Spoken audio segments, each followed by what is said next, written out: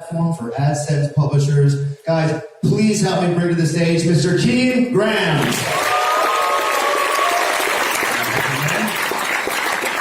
You guys can hear me? All right. How are you feeling after that food? Whew. I'm going to try to wake you guys up. All right, so we're going to be talking about lessons learned scaling our remote company to 121 team members. But before I get into that, as Adam alluded to, and some of you know, I have a few ridiculous t-shirts, but I do not run a t-shirt company. It's just for my own benefits. I make no profits. There's no e-commerce store. It's for a little bit of fun. And what I actually do is run a company called MonetizeMore, which we empower ad publishers. So this is an example of one of our premium publishers. And we have an auction technology that essentially competes Google AdSense versus Amazon versus Facebook versus OpenX, chooses the highest bidder and places the advertiser into the ad placement. And when you go from one bidder to, say, 10 different bidders, you're going to get much higher auction prices. And when you're talking about hundreds of millions of ad impressions, that's huge ad revenue increases. And we take a revenue share of that increase. So the idea for MonetizeMore was born in Machu Picchu. I was just laid off my job in Canada, and I decided to take advantage of this, and I was on a plane to South America 5 days later. I went on a 5-month trek, and I was at the top of Machu Picchu after a 4-day trek. Had an amazing experience. I hiked up to Machu Picchu. You can see that right in the background there. I looked at the view. I was like, wow, this has been the time of my life. I don't want to go back to a corporate job and just do the same thing. I want to keep this going. I want to work and travel where I want, when I want. And it just kind of clicked for me. I can do this. I can start my own business. All I need is a laptop and an internet connection. I can keep this going. So that was the initial fire that got me excited to start the business. And fast forward, about 9 years later, and we now have 121 full-time team members in 11 different departments. So over the 8.5 years that I've been running the company, we've definitely learned a lot of different things. One of them is borderless hiring has been a major competitive advantage. Take one of our main competitors, Sortable. They're based out of Kitchener, Ontario, Canada. And for them to hire talent, they have to hire people in Kitchener, which is a city of like 250,000 people, or they have to convince them to move to this winter wonderland. Versus MonetizeMore, who can hire in any country, they don't have to move anywhere, they can work in this cliche digital nomad office, and it's much easier to find this. So Sortable versus MonetizeMore, who do you think is going to have the tougher time finding top quality talent? And to go further on that, specific talent acquisition has been an additional competitive advantage because we've been able to find really top-notch people in other companies. Because the best talents, they're usually not free agents, they usually have another type of job that they're working at that's quite good, and you really have to have some unique kind of selling point to get them to join your company. And for us, that's been location and schedule freedom. A really good example of that has been with our chief product officer. He was working at a premium publisher. He had a really kind of cushy job in Washington, D.C. He liked it. When we first approached him, he wasn't that interested. But then we talked about location and schedule freedom. And he realized, wow, this is the lifestyle I can live, and I can still be ambitious and work for a growing company. He really saw the value in it. And 2 years ago, he joined the company. He's been absolutely amazing. He's the top 1% of developers. He's a thought leader in the ad tech industry. And he's a patent attorney. He's as unicorn as they get. And he's been a complete game changer for us. And that has been a really unique selling point for getting top talent for our executives and our leadership group. We also are able to cover all time zones. Our publishers are based all around the world, and we are able to kind of tailor our team members to their time zone, so there's minimal amounts of friction for each one of, working with each one of them, making sure things get done quicker, versus one of our competitors. They're most of them based in one office. They have just one time zone, and they have a lot of issues working with international clients. With our location schedule freedom, we found that we have a happier labor force. Our Glassdoor page is a good indication of this, and as you guys know, a happier labor force is a more productive labor force, and they tend to perform a lot better. And we've seen other indications of this where they are so into working hard for the company and really even defending their ability to continue their work lifestyle. For example, we have a dev recruiter in Russia, and he went on his own volition, flew to Belgium, got GDPR training because he thought that this would be a really valuable thing for MonetizeMore, which it hasn't. He did it on his own account, didn't even know about it until he came back and presented all his findings. And this is a good example of how some of our teamers have been proactive and really kind of continuing to their lifestyle that's been a game changer for their lives, in fact. So we've also seen a really low turnover rate of 1.7% over the past 6 months. And this is much lower than the average in the ad tech industry.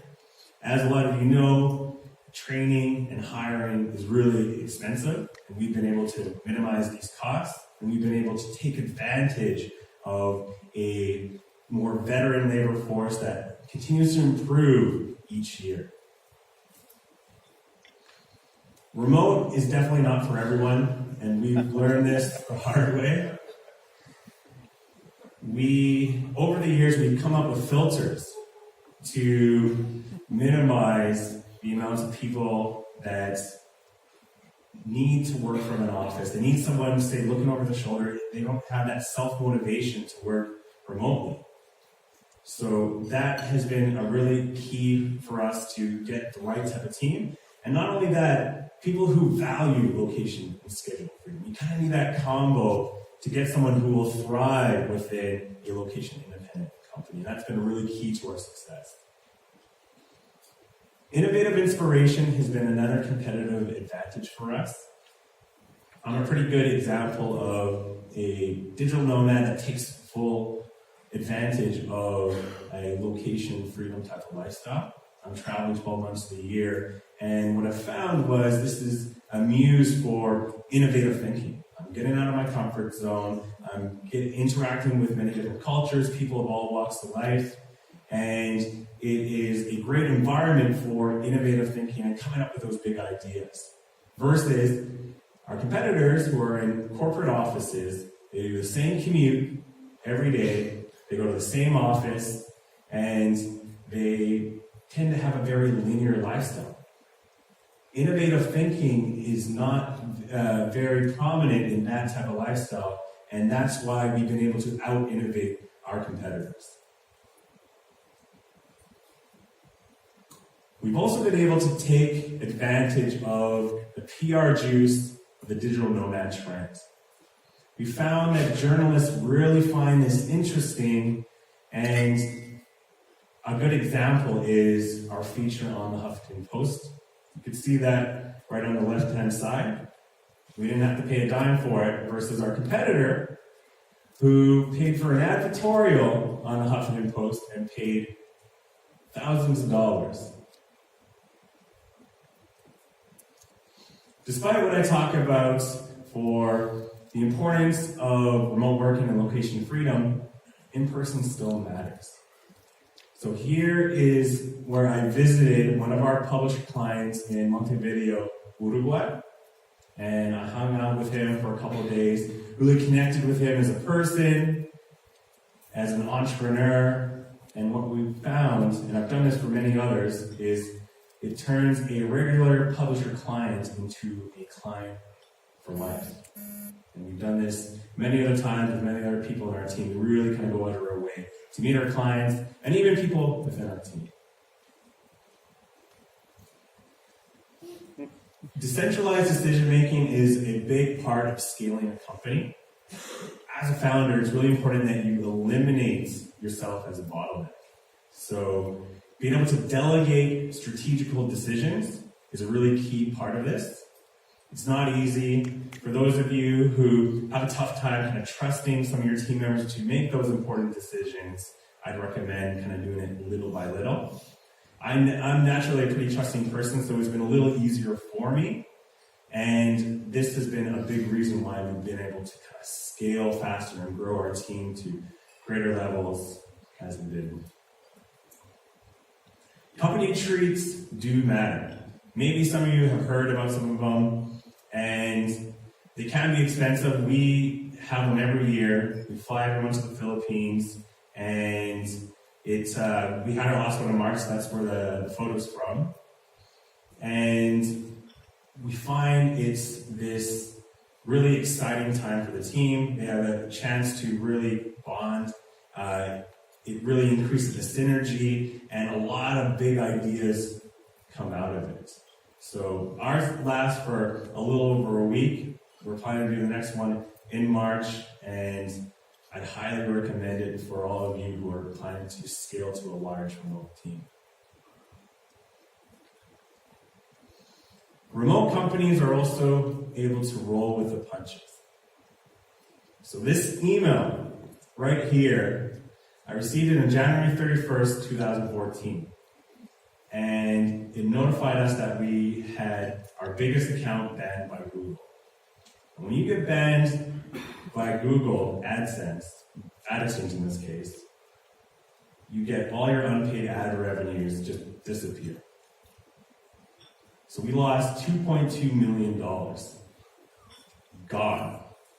Overnight. And that was 99% of our revenues over a 2-month period. And the only reason we were able to survive was because we didn't have office costs and we didn't have to worry about a lease that we couldn't get out of. I had to make personal injections of funds, didn't take a salary for 6 months, but we kept our team and we grew out of it stronger than we've ever been. So I also want to go over how location independence can make your business forbidden. It's really important that you advocate location and schedule freedom in your company. Live it on your sleeve, have it part of your brand, have it part of your hiring. It's really important to really kind of live it, and you will attract the type of people that value location and schedule freedom, and go take it a step further and even engineer their ideal lifestyles. Because if they're able to improve their lifestyles, they're going to be better performing, more productive team members. It's also important to invest in long-term team members. Kaizen is one of our cultural pillars. It's the value of consistently improving on a daily basis. This has been really important for our team to get that improvement and really value self-development. And over the years, the amount of improvement that we've seen from each team members is immense. It does accumulate. We have a couple other cultural pillars is enterprising. We encourage our team members to be entrepreneurs within the company, to think proactively, to be resourceful, and reliability. Do what you say. It's a really underestimated trait in people that we found is has been a big key to success in business in general and within our team. Leadership training has been really important, especially this year.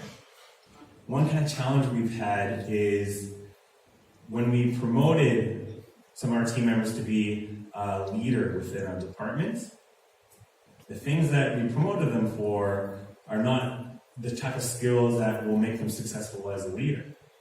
So what our team has actually did proactively is they set up leadership training on a weekly basis where they get together, they kind of train each other, help you with the skills, they get other resources, they even bring other people. And I actually found out this was happening 2 weeks into the program. They completely did it proactively. And that goes back to the cultural pillar of being enterprising, to be proactive and look at how you can provide additional value to the company. Time tracking can be a bit of a contentious issue in the DC. I've seen some of the discussions, and we have found it's a necessity in a remote company. We are able to get stats like this to see how the team is doing. And more importantly, if a team member is not performing and they do not have a good reason for this, we do an HR audit and we see what they're actually working on. And if we see that they're not working on legitimate work-related items, then we put them on a performance improvement plan. And these plans have actually exceeded our expectations. So we get on a call with them, we talk about what we've been unhappy with, why they haven't been performing, the KPIs that we've been looking at, and we give them a second chance. We say, okay, these are the KPIs you gotta hit. We'll give you 2 weeks to a month, and if you don't hit them, then you have to find another opportunity. And what we found was they not only hit their KPIs, but they continue that momentum and they continue to improve and they change their habits. And for some of them, they've been completely different people. And some people that have gone through this performance improvement plan, they're now leaders within our company. So for those who say fire quickly, for those who say that they should hire carefully and fire quickly, I would beg to differ, and you'd be really surprised how people what they can do with a second chance. Another challenge we've had is interdepartmental communication. As we've grown these other departments and the teams have grown, this communication between the departments has been pretty sparse naturally. They tend to act like silos.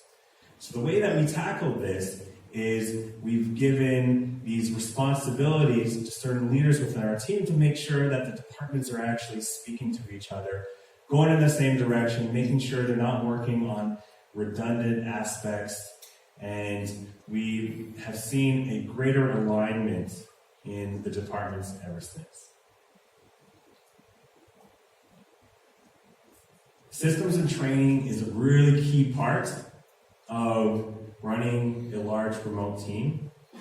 Most of you guys know what standard operating procedures are. We have hundreds of them, all documented, and training has been a really key part of it. One of our challenges has been when we promote certain team members, they would have a tough time getting used to their new position. They wouldn't have the necessary skills for that new position, and we promoted someone to be the head of training. She built this whole intranet you can see right there, and it has resources like articles, screencasts, quizzes, tests. We give prizes for the people who do the best, and we essentially set them in the correct path to really thrive within that new position. And that's been a big kind of jumping point for us, and it's allowed us to scale even faster. I definitely can't take a lot of the credit for the success of scaling a large team. We have a rock star COO. His name is Julio Manzon. He's a DC as well. Some of you have met him. And he is an incredible people manager. He's been able to build the systems for hiring new people and growing the teams and having the departments speak to each other. And he's been able to really kind of motivate them and make this team actually work in the same direction. And that has allowed me to focus on more strategic aspects of the business, which I do best. And that has helped us further grow and better compete against some of the other alternative in our industries. Tools. A lot of us use tools. And here's just some of the examples of the tools that we use. I'm not going to go over each one, but the important part is that Slack and Google Drive is at the center of it. Slack, we kind of automatically connect a lot of these to give notifications to the relevant team members so that they know what the next actionable step is. And then we have Google Drive to consolidate all the most important steps, specifically our KPI system. So this is an example of one of the Google Sheets that we have. We have KPIs for the whole company, being our daily net revenues, and then we have specific KPIs for each one of our departments. And it's split up by color category, green being the best, red being the worst, and every single team member has access to this. So they can see what the health of the company is on a daily basis. And then within their departments, say they're working on specific tactics or strategies. They get immediate feedback when looking at this sheet of how it affects the KPIs. And that's been really empowering for the team. And that transparency has been really key for the trust in the company and being with MonetizeMore long term and really kind of digging in their heels and bringing them to the next level. Rewarding based on performance is important for any company, but especially for remote companies. We have really emphasized output over inputs. And we put our money where our mouth is and reward based on specific KPIs. A lot of them are financial. However, we also have different type of incentives like paid vacation days, prizes, pieces of software for the dev team. We're always kind of testing different rewards, but it's really important to track those KPIs, whether they're